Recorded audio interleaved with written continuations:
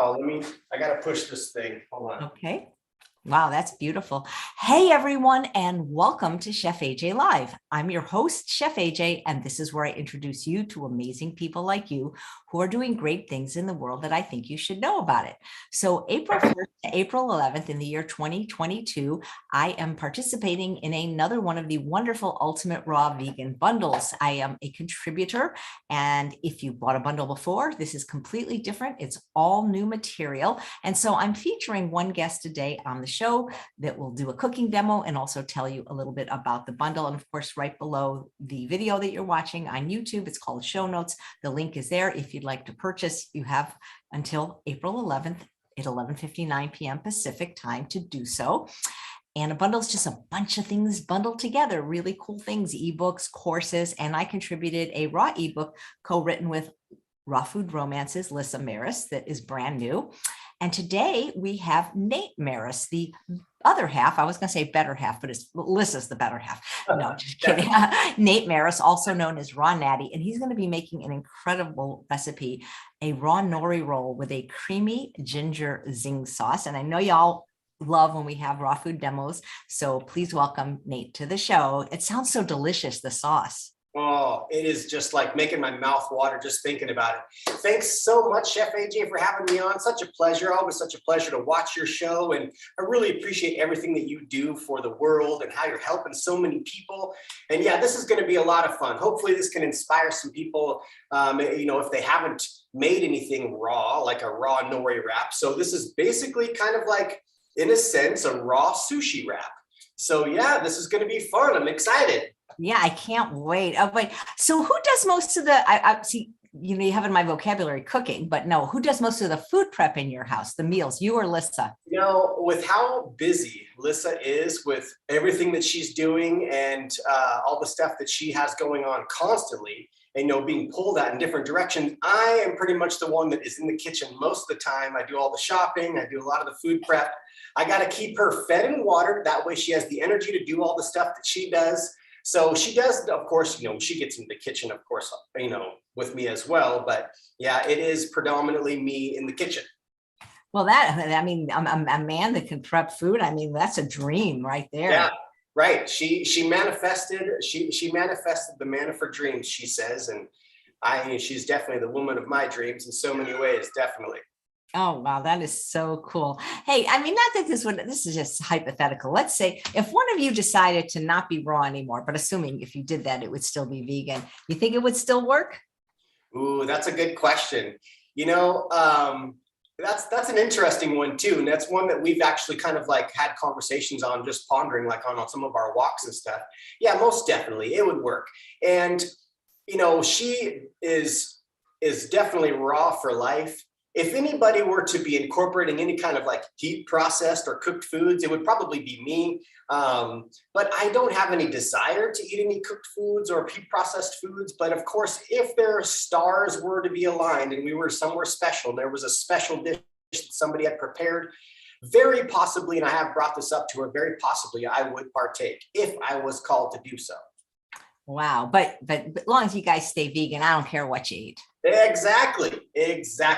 And that is a big thing. That is a really big thing. And of course, another thing too is like vegan, we have made the ethical connection, and vegan has nothing to do with the diet but diet is hugely related and, to veganism. So we're vegan for, the animals 100% and, the environment, the environmental impacts. So we're vegan for life, 100%.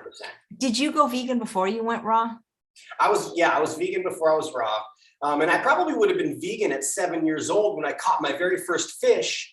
Went to Oregon with my dad. We lived actually in the Mojave Desert. I was going to my grandpa's, and we did some fishing on the river, the Rogue River, caught my very first fish. And I was so excited to, see the fish. And it was sad because, we take the hook out, he's bleeding. So I was like messing with him in the bucket. We put him in a bucket. I was 7 years old at the time. And all I wanted to do was play with that fish. And then it comes time to clean the fish. My grandpa and dad are like, all right, let's go clean the fish. I'm like, what are we going to do? Like, give it a bath? It's in water, So we bring it up. And then I watched my grandpa take that knife and gut the fish. And I just lost it. And I would have been vegan right then because I did not want to eat the fish. And I was so mad at myself for catching the fish, like knowing that I killed the fish. But then of course I got the talk, this is what men do. This is how you have to live. You got to, provide for your family. So in a way I had to kind of shut that off. And I did fish and hunt predominantly my whole life. And really until watching some of the documentaries, you watch some of these documentaries, they're really impactful. And it's like, you know what? I don't necessarily think that I need to be a part of this anymore. And then of course you start getting into the health aspects of how you can live a really healthy life without having to ingest animal foods. So it's like, why not? Why are we doing this? So that's definitely, what helped me make that connection. But yes, to answer your question, I was vegan before raw. Wow. So why raw? What did the raw do for you that vegan didn't? Well, so someone near and dear to me reversed their kidney cancer with raw foods. And I was like, when you find the cure, I'm going to do what you're doing. But what they were doing was really intense because they're fighting for their life. They've got cancer, right? So I was like, I don't necessarily know if I want to adopt a raw diet because I'm seeing what you're doing. But of course, they weren't really eating like a really balanced raw diet. They were doing cleanses and really trying to detox themselves from, having cancer. And then it was 8 months later, I was on a ski lift, riding single, and a guy, hopped on the lift with me. And so we're riding up together and we start talking about diet and food. And I told him about this person who reversed their cancer. And he's all, yeah, I reversed my stage 4 colorectal cancer. And I was in the medical field at the time. And, if anybody knows, colorectal cancer is definitely it's probably, number 3, the 3rd leading cause of death.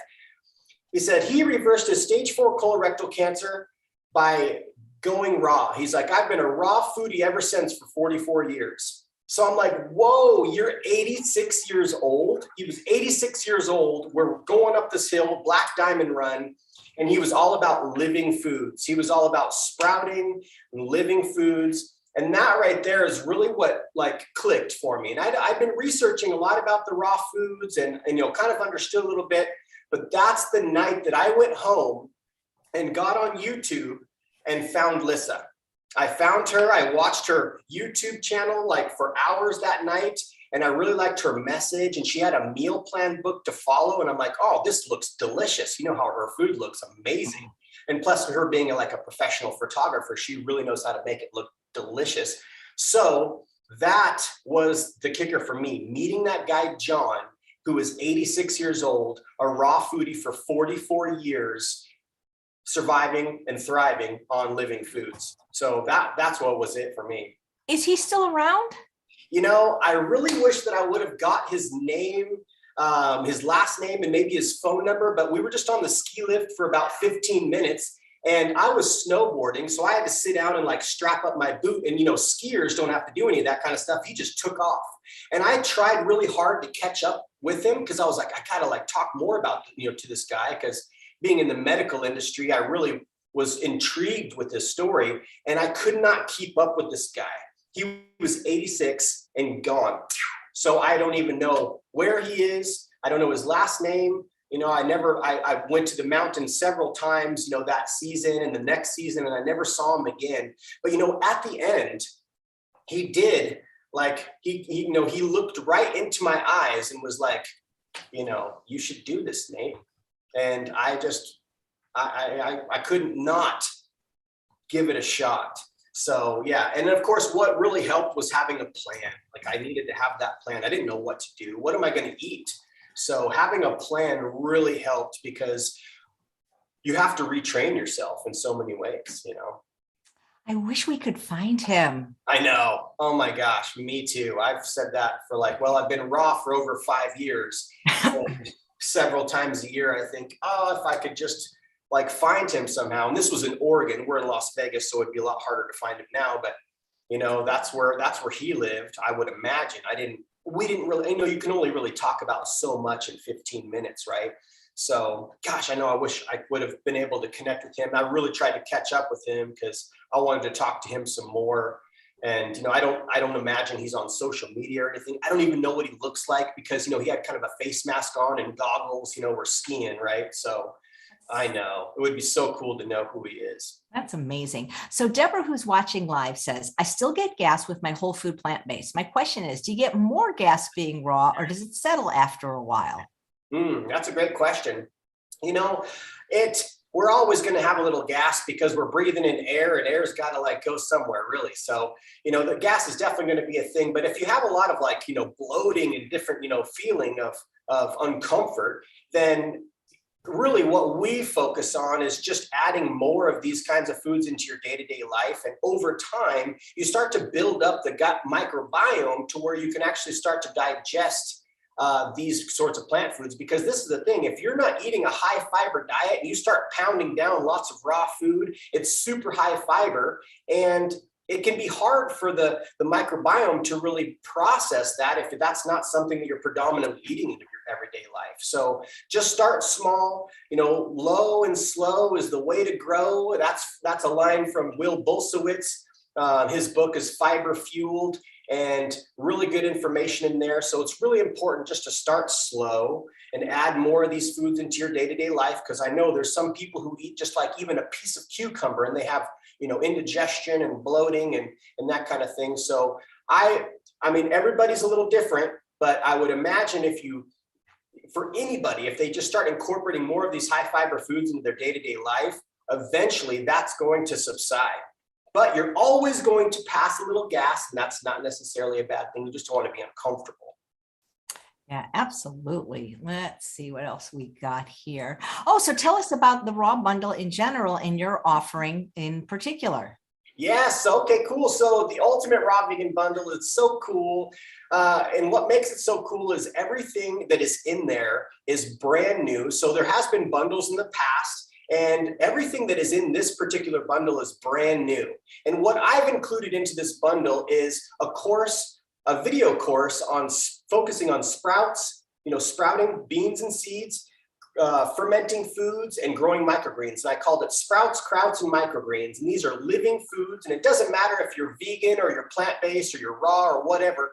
These kinds of foods these are the kinds of foods that we should be ingesting more on a day-to-day basis. And really what inspired to even make the course, or to actually, I should say, start growing these sorts of foods and doing the sort of thing, first and foremost was John that I met on the ski lift, living foods. So that really always connected. I've always kind of sprouted.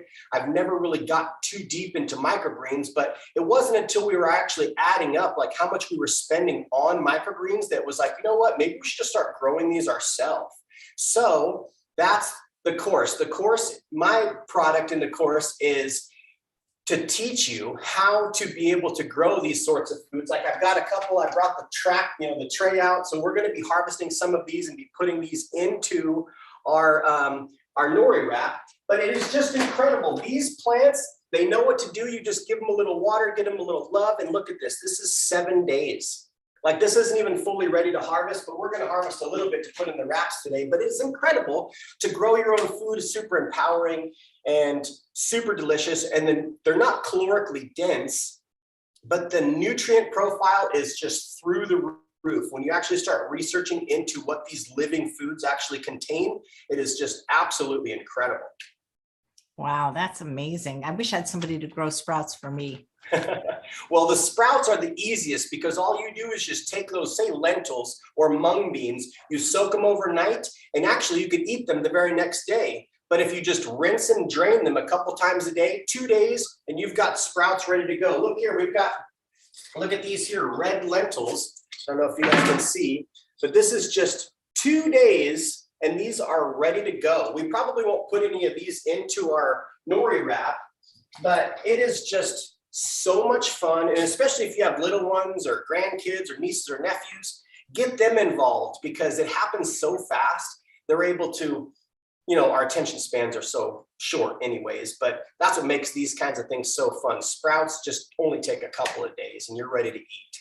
Microgreens do take a little bit more, but still really fast. You're able to cut them and harvest them anywhere from a week to 2 weeks at most. Super, super amazing. That is so cool. You have a new book coming out, right? Or it just came out April 1st? Yeah, April 1st. So I didn't include like a book. I actually wrote a book this last year called Alive. And that book focused on sprouts and microgreens, not so much fermented foods, but the course is focused on just that, living foods. So there's not necessarily a book that is coupled with it. It's just a video course. But what's cool about this video course is I'm able to add new content to the course, throughout the, forever really. So when I'm learning new things, or say I'm just getting ready to harvest some cilantro microgreens. So when I've done, from seed all the way to harvest, it's cool because I'll be able to add in that cilantro clip, segment into the course, which isn't in there just yet.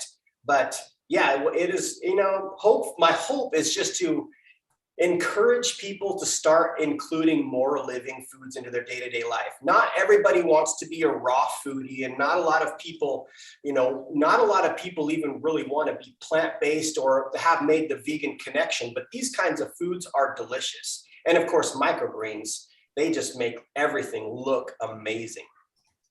Wow. What are you going to make for us today? So today, what we're going to make is some nori wraps. And this is essentially, it's going to be all raw, oil-free. And what this is essentially like a sushi wrap. And, I used to really love sushi. Man, I would just, that was such a treat to be able to go out to have some sushi, once a month or whatever. So this is our version of a raw sushi wrap, but I call it nori rolls because we're going to be using some nori seaweed sheets, and these are untoasted, so they're raw. And there's no rice. We're going to be using cauliflower for our rice, and there's no animal products in here. There's no fish. So that's why I like to call it nori roll as opposed to sushi, because it's not necessarily technically sushi. So that's what we're going to make today. Well, when you said no fish, I heard the cat meow like, what? I know. He is ready. Like, he smells it. He probably smells the seaweed, the nori. Yep, so that's what we're going to make today. And we're going to be making a ginger date paste to kind of help the nori stick to itself and to add a little, extra flavor in there, as well as calories, because these kinds of foods, raw foods, aren't necessarily very calorically dense. So you have to eat a lot of raw foods, a lot of volume. And what we really like to use is dates. So we're going to be using dates in both the dipping sauce as well as the paste. And that's going to really help to be able to get not only good fiber, but we're going to be getting better, a better amount of calories with adding those dates into the sauces, or to the meal, I should say. Nice. Yeah. So that's what we're going to do. So what we're going to do here first is we're going to take our cauliflower. This is going to be our rice. So I've just got a head of cauliflower here, and I'm going to cut off just the flowerets. And what we're going to do is we're going to do what's called a wet chop. So I know Jai. He is wanting to get into the bedroom. Lissa's actually in there doing a live right now. And he is like, rarely is the bedroom door closed. So I think he's a little worried because the bedroom door is closed and he can't get in there. So yeah, if you guys hear him, he's okay. He just wants to hang out with his mom. And his brother is in there, Raja, our other cat. He's in there. So he's probably feeling kind of left out being out here with me because I'm not paying attention to him. I'm here with you guys. So what we're going to do is I just cut up the cauliflower into just, took all the little flowerets off. And we're going to use our favorite tool. This is the Raw Foodie's favorite tool, which is the Vitamix or any kind of high-speed blender. And I'm going to add some really clean water here. We've got a reverse osmosis set up. We don't want to be drinking water with, the different chlorinated, fluoridated, and all the different stuff that they have in our water. So we have this RO that we set up just to, try to filter it a bit better, because we're downtown Las Vegas, and I know that the water probably isn't necessarily the best. So we're going to use that RO water. So whoever is going to be following along, make sure you just use some clean, fresh water. So I've got the blender filled up with the cauliflower and filled with water. And what we'll do is we're just going to give a quick little pulse here. We're not going to make a smoothie out of this. Okay, so we're just going to want to give it a kind of a quick little pulse. So we'll do it right now.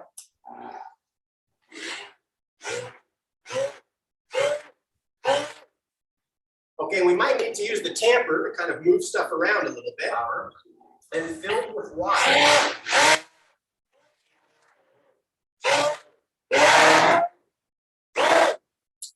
Okay, so there we go. So that is what's called a wet chop. And so what we'll do now that this is chopped up, we're going to pour out the rest of the water. I'm kind of bummed out because our main Vitamix, which actually has the pulse button on it, the gear actually broke last night. So we had to order a new gear. So this is our backup. This is Lissa's blender, which doesn't have, you know, like I said, that pulse button on there, but it seems to be working out just fine. So now what I'm doing here is I've just poured the cauliflower into a strainer and it's straining out all the water. So next thing we're going to do, you can take and just use your hand and kind of push the water out. You see, as I push, it's pushing out more water. So we want to try to get as much of the water out as we can, because that's really going to help. We don't want to, of course, have it all watery. And now I find that doing the cauliflower in a food processor works pretty well, but the wet chop, that little bit of moisture just kind of helps hold it together a bit better. I've actually just got this like a cheesecloth kind of bag. I'm just going to pour the cauliflower in the cheesecloth.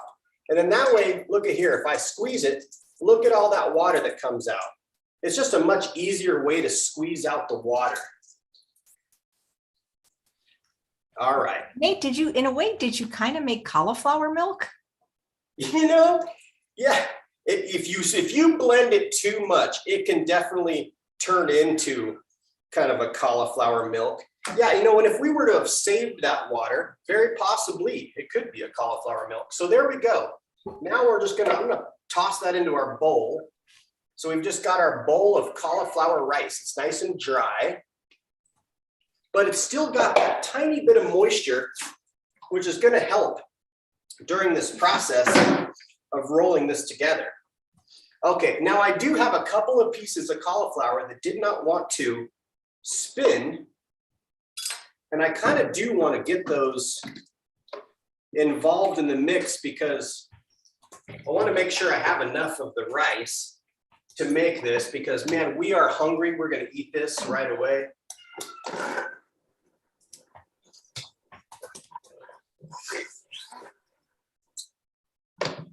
Let's see. Maybe that worked out for us. Like I said, it's almost like you got to get used to a different machine because that's not a machine we normally are using. I kind of missed that pulse button. Okay, so let's just do the same thing. Just going to make sure that I get all this moisture out of the cauliflower. Now, the one thing with raw food is it does take kind of like relearning in a way how to make stuff, because, you know, normally when you make any kind of sushi wrap or, you know, roll, a nori roll, is you're just using rice. So this may be something that is completely foreign to you when you're not used to making. I'm just making sure there's no big pieces. Yep, there's all looking really good. Okay, so there we've got our rice made. That's just the one way that I like to do it, is the wet chop. I'm going to rinse out my container here real quick. What we'll do next, when we have the rice made, is we'll make up our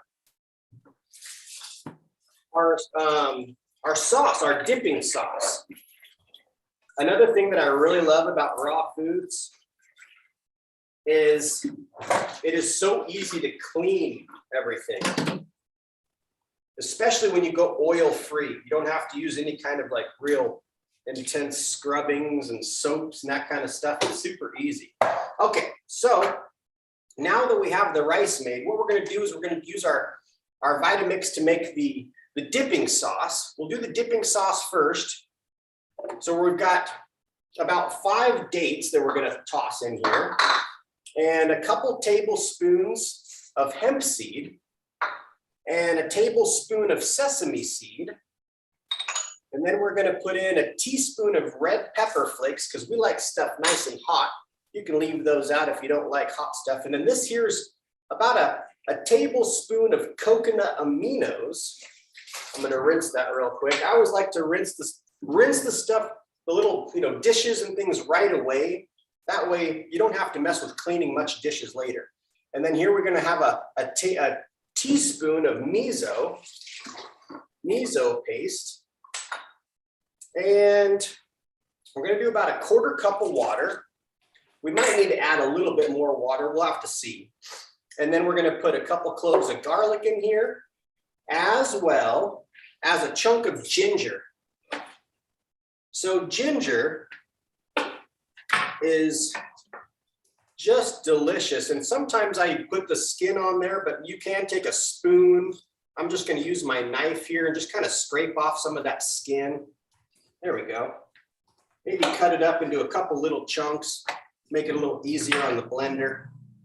Now, if you like it really hot, you can even throw in a Thai chili pepper. I didn't put that on the recipe, but I'm even going to throw in a Thai chili pepper because we like stuff kind of hot sometimes, especially for this dipping sauce.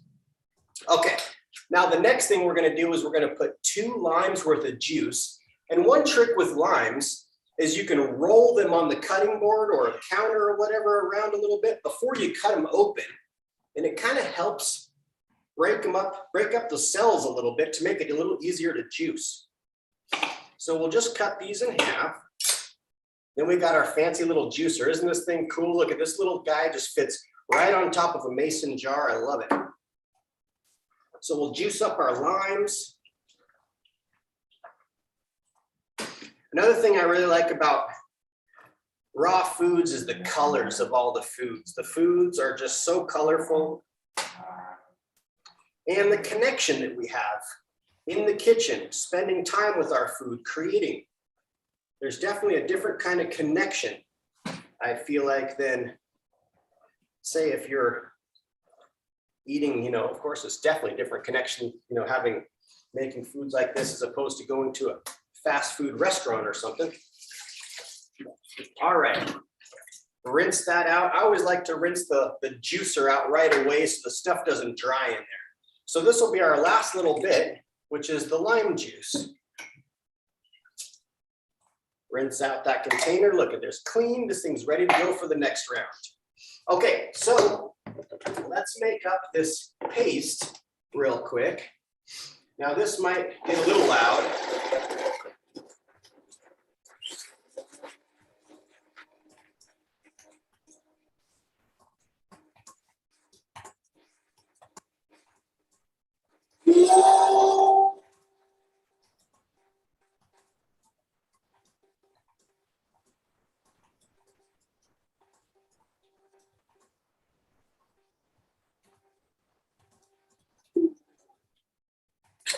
All right, so this isn't the paste I meant, this is the dipping sauce.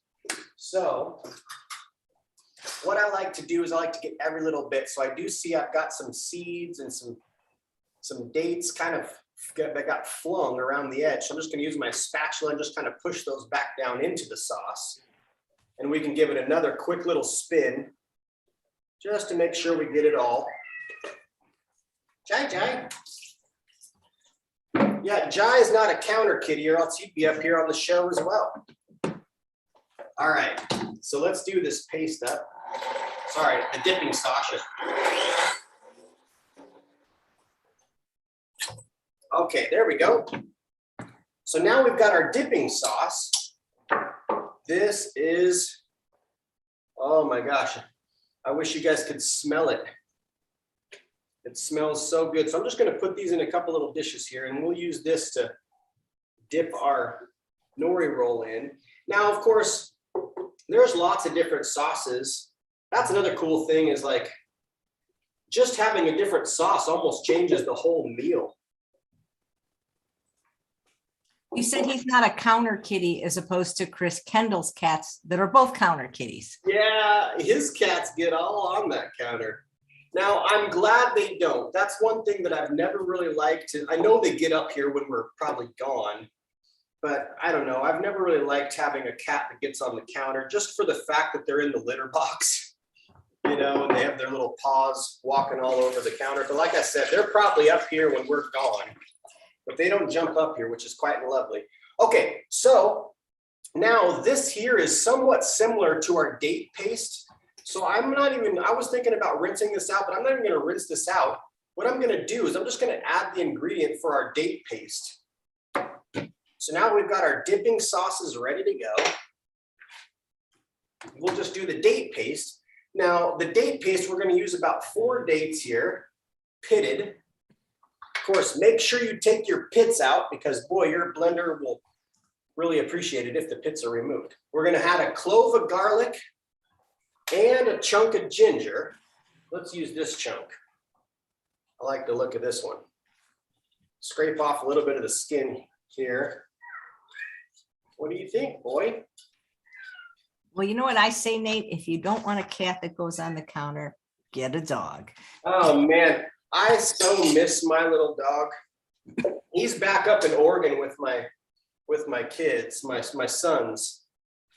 And you know, having a dog is amazing in so many ways, but the one thing about a dog is they are like a child that never grows up. All right, so we're gonna also add some horseradish powder to this to even give it another little zip and zing. Yeah, I definitely love having a dog, and I don't know, we've talked about possibly getting a dog, but yeah, the thing is, it's really tricky to do, you know, trips. You have to bring your dog. Dogs are just way more high maintenance, but gosh, I really do miss him. He would come with me everywhere on little hikes and all kinds of stuff. Okay, so now for this paste, we're gonna add just a little bit of water, not too much. We don't want this to be like a real runny thing because we're gonna use this to kind of spread onto the nori sheet. Okay, so again, real quick. This one might be a little, we'll have to kind of move some stuff around here. Let's see, how's our thickness? Okay, we're gonna have to use the tamper for this one. So we'll use our tamping one, and that's another really cool thing I love about the Vitamix is it actually comes with this accelerator wand, which accelerates the process of the blend because you can push it down into the blades.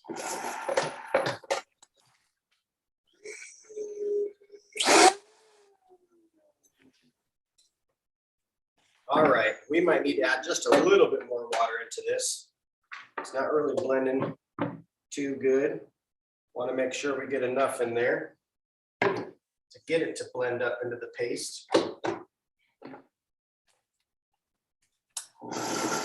There we go.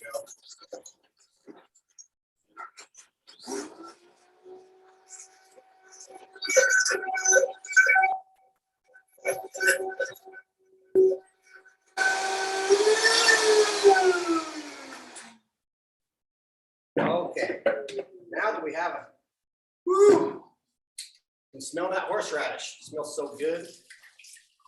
And the horseradish, I don't know, we find that the horseradish is even a little bit better than the wasabi powder.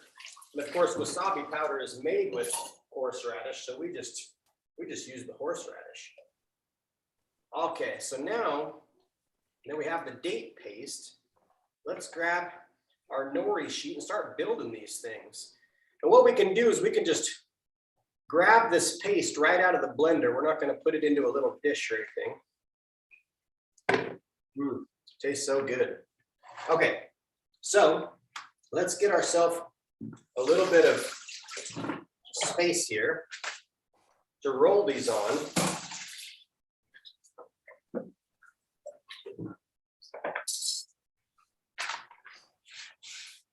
All right. And it would be cool to have like a camera where you guys can see the cutting board, but I know you guys can't really see the cutting board really well. Okay, so what we're gonna do is we're gonna take our nori sheet and we're gonna place it on our creating surface, our cutting board here. And I'm gonna take a little bit of the paste that we just made and just kind of spread it around a real thin sheen of the paste. Now, this is kind of a quick process because these nori sheets will kind of, they will kind of get a little bit moistened and start curling up on you. All right, so there we go. We're gonna just put the cauli rice on the nori sheet and use only cover about half of the nori sheet with the cauli rice. And then we can add our other vegetables, which we have put together here. We've got some green onion, we've got some cucumber, some carrot and bell pepper. And then of course, we cannot forget the microgreens. I love to have microgreens in the wraps.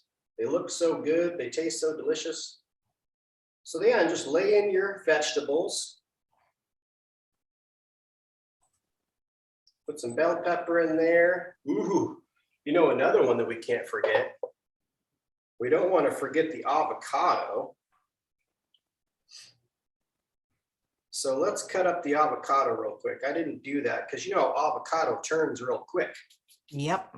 You want to use that right away. So we've got an avocado here. Let's slide it open and then here, drum roll. Hopefully it's good. Oh man, it turned out beautiful. I love it. All right, very nice. So what we do for the avocado, I like to do just nice thin slices.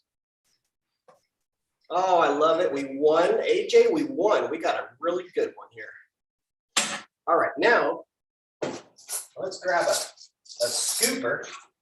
We'll take a little spoon here and kind of slide it around and just pull off a couple of these for this particular wrap. Slide them in there. Look at just beautiful. Okay, now, really important. We want to harvest some of these microgreens. Let's throw some fresh pea microgreens in these. So this tray here has been only growing for about 1 week. Today is actually the 7th day. So I'm going to grab some of these fresh pea microgreens, lay them in here. And this will kind of bulk it up a little bit too.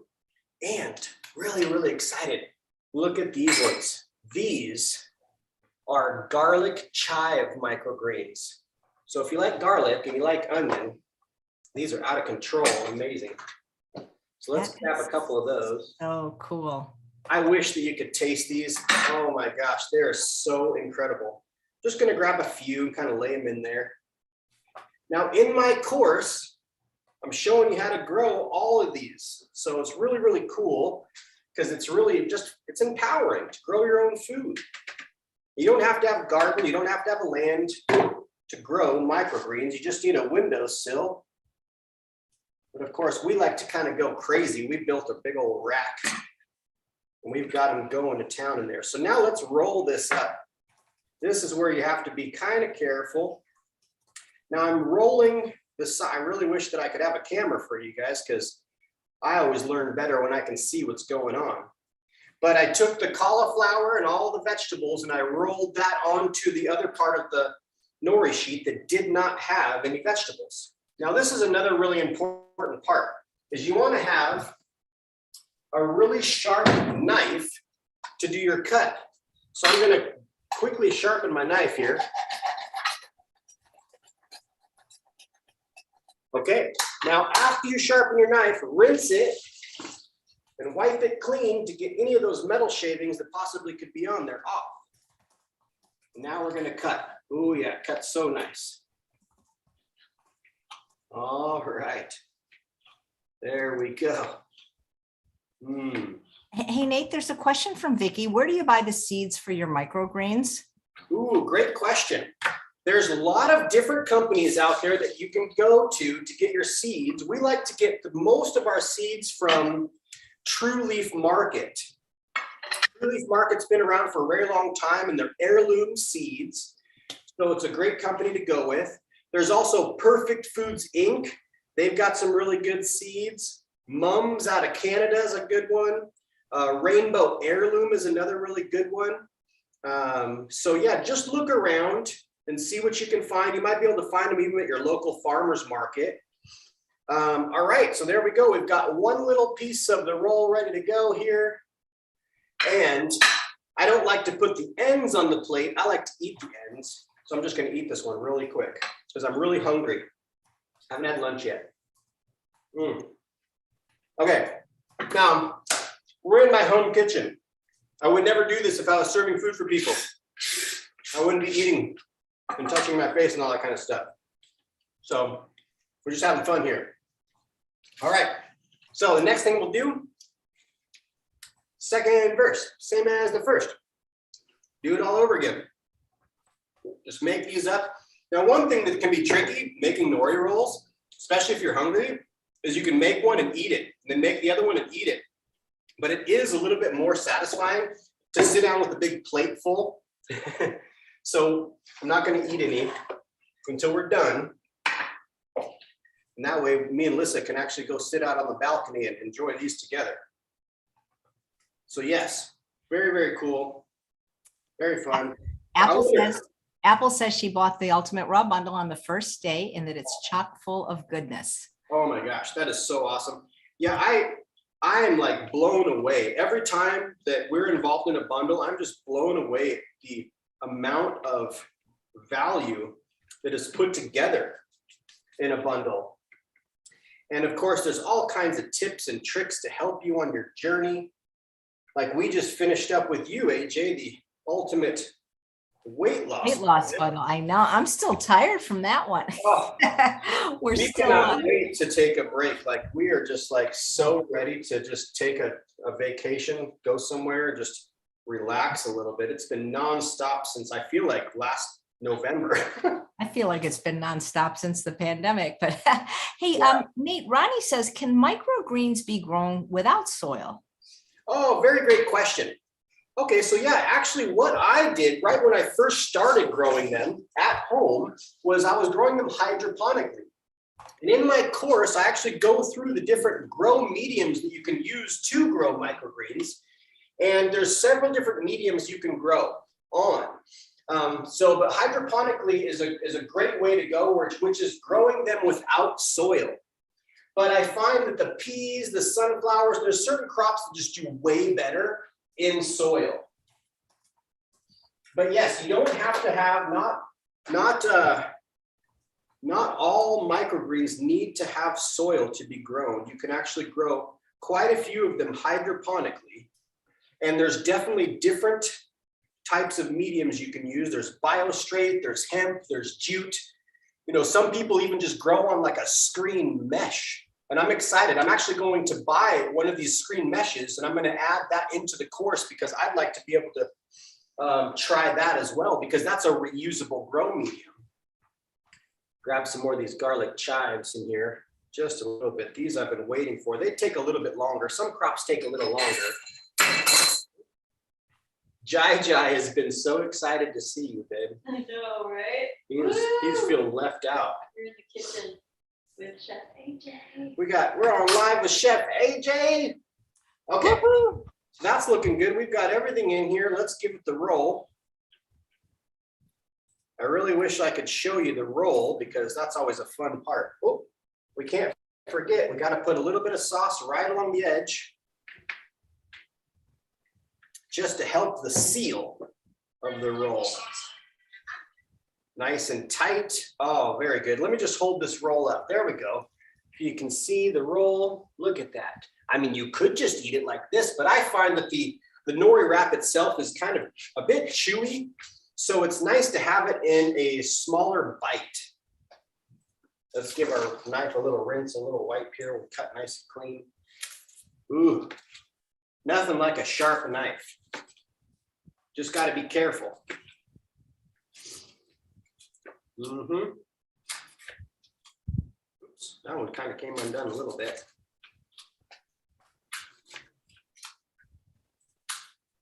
Hear that crunch? Almost down there. Ronnie wants to know if your course will describe which seeds can be grown without soil.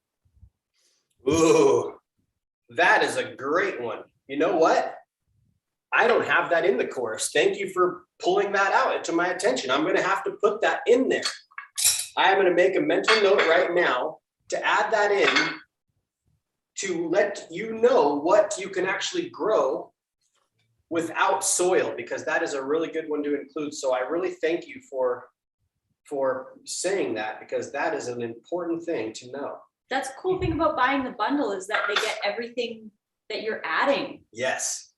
Right. Yeah, I'm going to add in the garlic chives, going to add in the cilantro. I'm going to put all the ends in this bowl here because we don't like to have anything go to waste, of course. But we want to take some pretty pictures, and we can't have the ends on the picture. They just don't really look as pretty. Wait, I have a great question from Lisa, but first, Annie, if you're still watching live, do you still live in Sacramento? I don't know if you saw my comment in the chat. And Lisa says, nutritionally, what's the difference between microgreens and sprouts? Ooh, that's a great question as well. So sprouts, of course, are going to have an amazing nutritional profile, but as soon as they start to really expand into that microgreen stage, they're really trying to grow into that adult green. So the nutrient profile almost doubles, if not quadruples. So there's definitely more nutrition. Plus, you are getting not only more nutrition in a microgreen, say micronutrients, but you're getting something that looks a lot prettier than a sprout. Depending, I mean, your sprouts, depending on how long you grow your sprouts can still look pretty dang cool. But that was another reason we wanted to start growing microgreens, not only to save ourselves some money on having, spending so much on buying microgreens, but to make things look so pretty. Gosh, you could just take like a silly old grilled cheese sandwich, throw a couple microgreens right on top, and it's gourmet looking. But the nutrient profile of microgreens is a lot more than what you're getting in a sprout. All right. There's a question, how do you maintain your raw diet when you travel? Ooh, that's another really good question. What we do is we think about what we're going to be needing. And of course, if you understand like how many, what do we call it? Energy units, which could be the calories, you're going to want to know how many calories you're going to need for each day. And then you just plan ahead and bring the food that you need. So a lot of times, our world isn't set up in a lot of ways for us to eat predominantly raw. So you do have to plan. And one thing that really works out really well is carrying hard fruits like apples and melons. Those kinds of things do really well, because they're stronger. They're not going to get all beat up, from being moved around or whatnot. But what we do to make it work is we just plan ahead. Sometimes we'll make dressings. Like if we're going to do a long trip, we'll make our dressings beforehand, and we will take and pre-chop our lettuce. And we just basically make sure that we plan all our meals. And it's not any different necessarily than, say if you weren't raw, you're still going to plan your meals. You're going to be like, okay, say you eat animal products. You're like, got to bring our eggs and got to bring these different things. So it's really kind of the same thing in a lot of ways. You just think ahead of what you're going to want to eat, and then you plan for it and bring those things. And if we have to stop at the store and grab a couple things, we'll do that. But that's how we make it work. Hopefully that answers your question. Yep. And then there's a question from Ronnie. Are any of your fermented recipes salt-free, or could they be made without salt? That's a great question, Ronnie. There are recipes that you can make without salt, and that's going to be one of the add-ons into the course, is how you can ferment using celery juice, because celery is very salty. So you can actually use celery juice to ferment. I personally have yet to even try it.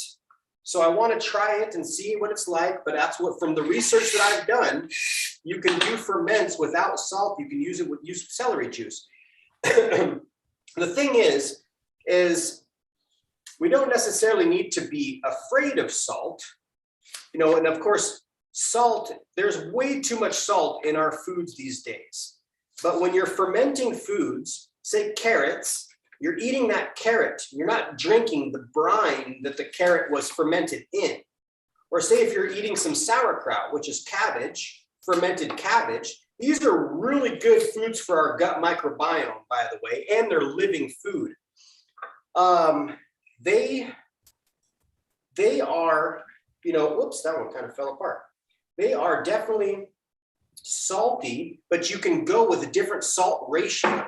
So in the course, what I've done is I've gone on the lighter side of the salt ratio because we don't want a lot of salt in our diet. And but you can do it supposedly without salt using celery juice, which I'm really intrigued about, and I really am excited to try. Question from Gisela. Do you use your reverse osmosis system to rinse your sprouts? Mine gets too warm in the summertime, and I think it's spoiling my sprouts because the water is too warm. Ooh, good question. Good question. That might be something that you might have to kind of chill the water then before rinsing them. Yeah, and if they're too warm, that's interesting. Yeah, no, I'm excited to see how it goes too, because this will be our first summer here in Las Vegas. But of course, we have AC in our house. So our house, we try to maintain a certain temperature. But I wonder, I think that's something too, because, I don't know everything. Like, I'm just getting into this kind of stuff in a way. So I'm really excited to learn over the years what does work the best. How can we preserve these sorts of foods when we harvest them, for the longest in our refrigerator? Or say for sprouts, like what would be the optimal way if your water is warm, maybe chill it down with a couple ice cubes and do your rinse, because for sprouting, you're just rinsing the seeds twice a day. So pretty cool, but good question. Very good question. Oh my gosh, look at those. Those are looking so delicious. Look at these beauties. I wish that I could just toss one through the screen so you guys could have a bite and dip it in the dipping sauce and have, I don't know if you ever eat horseradish or wasabi, but it feels kind of like your brain is being pulled out through a little pinhole in the back of your head. Do you ever get that kind of a zing? You know what I'm talking about out there? I get it in my eyes and my nose.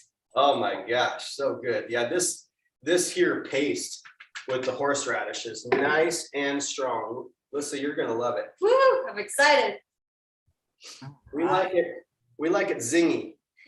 Alyssa's going to be on the show on Monday. I'm excited. Yes. What are you making, babe? We're going to make the Hail to the Kale salad from our new book, From the new AJ. From Now- our book. Yay! I'm excited. The Make It Raw book. It's beautiful. Alyssa's the best photographer Oh my Aw, gosh. thank you. We had a lot of fun doing that book. and the sweetest. That's because she Absolutely. eats so much fruit. That's why she's so sweet. That's right. Oh, you guys are so kind. That is right. Yeah, that is going to be a really cool book. I'm excited to see other people's creations, because everybody puts a little different spin on it. Maybe they do it a little different. Maybe they fall. I like the recipes because if it's a good recipe, if you follow that recipe to a T, it's going to turn out. You can't mess it up. Okay, let's stack this one up with a little bit more cucumber. Sometimes I like a lot of cucumber in my roll. Some little bell peppers here, some more carrots. I feel like we should have that song rolling, rolling, rolling. Keep those Noris rolling. Ina says, can I use reverse osmosis water to water the microgreens? Yes, and I use the reverse osmosis water for the microgreens. I come in here with my 2-gallon bucket and I put the reverse osmosis water in there. We only use our tap water to wash our dishes, wash our hands. Anything that we drink is the reverse osmosis. So yes, definitely use the reverse osmosis if you're on a well and you have a well water. Well water, of course, as a rule of thumb is really, depending on where you are, if you get your water tested, as a rule of thumb is really a good water source. So if you're on a well and you have well water is going to be great. But if you don't have well water and you're on city water, I would encourage you to get a reverse osmosis or even distill your water. Or if you're not going to buy water, But the reverse osmosis isn't very expensive. We got ours at Costco for like $150, and it was really easy to install. We just installed it ourselves. And yeah, definitely makes a huge difference. Now we have, our fridge has a filter, and the water that comes out of there is filtered, but it's kind of interesting when you start geeking out on water and you start testing the water to see what your water is actually, the pH of your water. You can actually see what is going on. And we find that the reverse osmosis water, the pH is even a little bit better. Now, of course, I don't have a ppm meter. That's a parts per million. Now, if you had a ppm meter, that'd be pretty interesting because you could see what kind of particulates are actually in the water. Now, of course, when I was a kid, I'd drink out of the hose. I don't know if any of you guys have ever drank out of the hose. Definitely has a certain kind of flavor.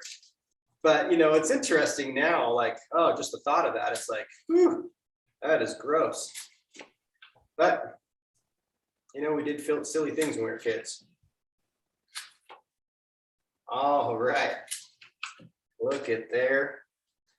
One more roll down. Vicky says, are the books ebooks or hard copies? It's hard for her to do ebooks. Vicky, there's no way we could give you thousands of dollars worth of books for $49 and ship them to you if they weren't ebooks. So no, they're all virtual content. That's the digital product is definitely a lot easier. Oh my gosh, there we have it.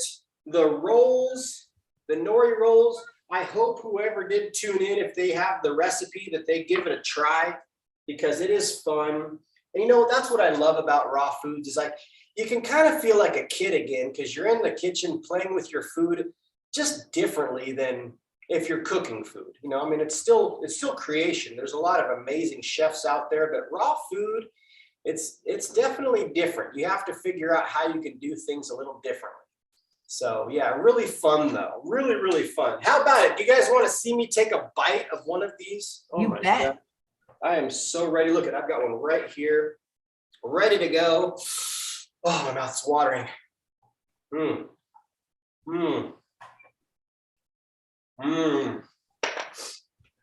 Oh, warm. That is so good. That is so good. And it's nice that we have a big plate of them already made, so we can sit down and just devour them all. Because sometimes, should talk with my mouth full. Sometimes, Liz and I will be making rolls, and we're just standing here in the kitchen eating them as we make them, and it's just not the same as sitting down with a whole plate and just enjoying a whole plate. It's still fun though. Sometimes we're just having fun, bumping some good 80s tunes in the kitchen and making food together. So good. This has been awesome, Chef AJ. So fun. Well, thank you so much. I'll let you guys have your lunch. And we have another raw food chef on tomorrow. I forget what she's making, but JD Turnquist is going to be on. Oh, I'm excited to see what she's going to make. Yeah, she's got some really delicious stuff too. That's what's cool, is there's so many different flavors, different angles, right? Like you got, raw chef Yin in the bundle from Malaysia. Her stuff is so incredible. I'd almost buy the bundle alone just for her book. Yeah, her book on tarts is so beautiful. Oh my gosh. And then there's Daniel McKinnon, a snowboarder from Canada. His stuff is amazing too. He's making donuts and different kinds of cakes, all raw. Like his, really unique. There's so many people doing some really amazing things, really creative.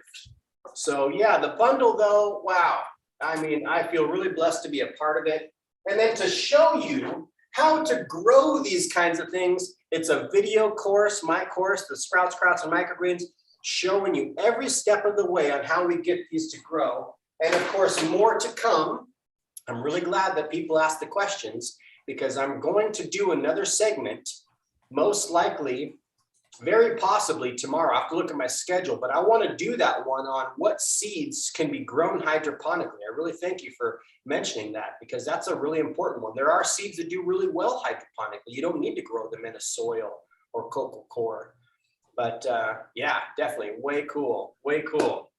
Right. And even if people don't want to buy the bundle, they should click on the link because there's like 5 lives or more, 10 lives every day of all you different chefs doing, Right. demonstrations on each other's channels so they can get a lot So more cool. Yeah. content. I mean, yeah, even just to take a peek, I always encourage people just to go into the website by clicking on the link and going in there and seeing everything that's in there because, wow, I mean, even if you're just going for 1 or 2 of the items in there, it's still a great deal. Actually the bundle is to get the bundle right now at $49 is cheaper than what my course is going to be at after the bundle, even after I take 40% off of the purchase price. Cause we have it priced out at $77. My wife's course, Checkmate Your Cravings, is an amazing course because who doesn't have cravings? And what do we do when we have these kinds of cravings? What are causing these cravings and what can we do? Both our courses together are over $150. And even if you were to, you get the bundle, you get both our courses for $49. You get the collaboration book, which that book right there is another really incredible one where a lot of raw foodies, not everybody who is in the bundle, who has an actual product in the bundle, there's a lot of people, I should say, who put recipes into the collaboration book who haven't put an actual product into the bundle. So, but there's lots of different flavors in that collaboration book. And then the book that you and Lissa did together, Chef AJ, the Make It Raw book, that's a really cool collaboration book. That's in there. So much good stuff. Oh my gosh. Yeah, it's definitely worth at least going and checking it out. Definitely. And then another cool thing is you don't have to be vegan. You don't have to be a raw foodie to enjoy making this kind of food. And I mean, I tell you what, when we bring stuff like this to the potluck or the barbecue, we almost have to we have to bring an extra tray for the people to share. And then we have our tray and we're like, hey, don't mess with us. This is our food. We're not eating the pasta and the barbecue. But everybody loves raw food. Who doesn't love chips and salsa or salsa and guacamole? Chips aren't necessarily raw unless you dehydrate them, right? But yeah, definitely a lot of fun and it's super delicious and it's really healthy. You feel good and it's colorful. You can't go wrong with raw food. That's right. Everybody needs to eat more raw. Well, thank you so much for the wonderful presentation, Nate. My pleasure, AJ. Thanks so much for having me on. Love you so much. Anytime. And we look forward to seeing Lissa on Monday. And we look forward to seeing everyone back here tomorrow at 11 a.m. Pacific time, when my guest is a plant-based doctor who may be new to you, but he is a wonderful lifestyle medicine doctor named Dr. Ryan Herring. It's funny that his name is Herring and he's vegan. Wow, that is interesting, huh? Yeah. Oh, that's going to be a good one. That's going to be a good show. Yeah. Keep up the solid work, AJ. We love you so much. Tell Charles we said hi. Bye, all you guys. Bye, everybody. Eat more